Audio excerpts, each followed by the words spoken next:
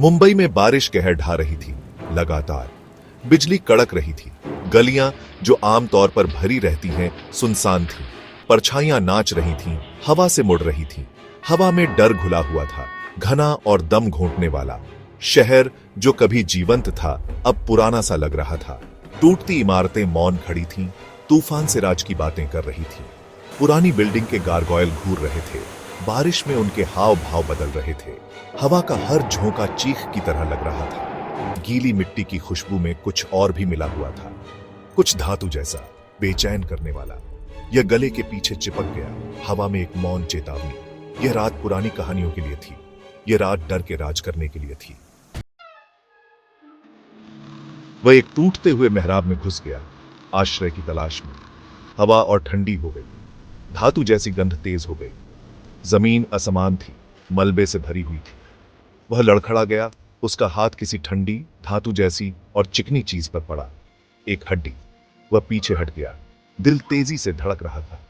फुसफुसाहट शुरू हो गई, पहले धीमी, फिर तेज होती गई। वे उसके चारों ओर घूम रहे थे, अतीत की आवाजें पीड़ा और निराशा से भरी हुई। उसने भाषा पहचान ली, मराठी, उसकी मराठी। फुसफुसाहट ने विश्वासघात की कहानी सुनाई। एक राजा को धोखा दिया गया और इन्हीं दीवारों के भीतर उसकी हत्या कर दी गई। उसकी आत्मा, उन्होंने फुसफुसाया, हमेशा के लिए न्याय की तलाश में है। एक ठंडे हाथ ने उसके कंधे को पकड़ लिया। विजय चीख पड़ा, घूम गया, लेकिन वहां कोई नहीं था।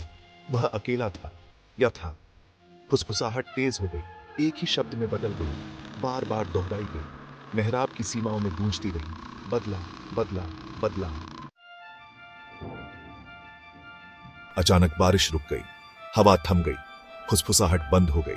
सन्नाटा छा गया, भारी और पूर्ण। विजय मेहराब से बाहर आया, अचानक शांति में पलकें झपका रहा था। तूफान जितनी जल्दी आया था उतनी ही जल्दी गायब हो गया। शहर की बत्तियां वापस टिमटिमा उठी, मुंबई को अपनी चमक से नहला रही थीं। सड़कें अब खाली नहीं थीं। लोग फिर से प्रकट हुए, अपनी रात की दिनचर्या फिर से शुरू कर दी, जैसे कुछ हुआ ही न हो। विजय घबरा कर देखता रहा। क्या उसने यह सब कल्पना की थी? क्या तूफान का आतंक एक बुरे सपने से ज्यादा कुछ नहीं था? उसने अपने हाथ को देखा, जिसने हड्डी को छुआ था। वह थोड़ा कांप रहा था। वह इसकी कल्पना नहीं कर रहा था, डर असली था। फुसफुसाहट उसके दिमाग में गूंज रही थी। वह जल्दी से घर चला गया, उसका सुरक्षित आश्रय बुला रहा था। लेकिन जैसे ही वह चला, वह इस एहसास को दूर नहीं कर सका कि उसे अभी भी देखा जा रहा है। शहर जो कभी जाना पहचाना था, अब एक छिपा हुआ चेहरा रखता था। एक चेहरा जो केवल अंधेरे में ही दिखाई देता है। सपनों का शहर अपने बुरे सपने भी छुपाता है।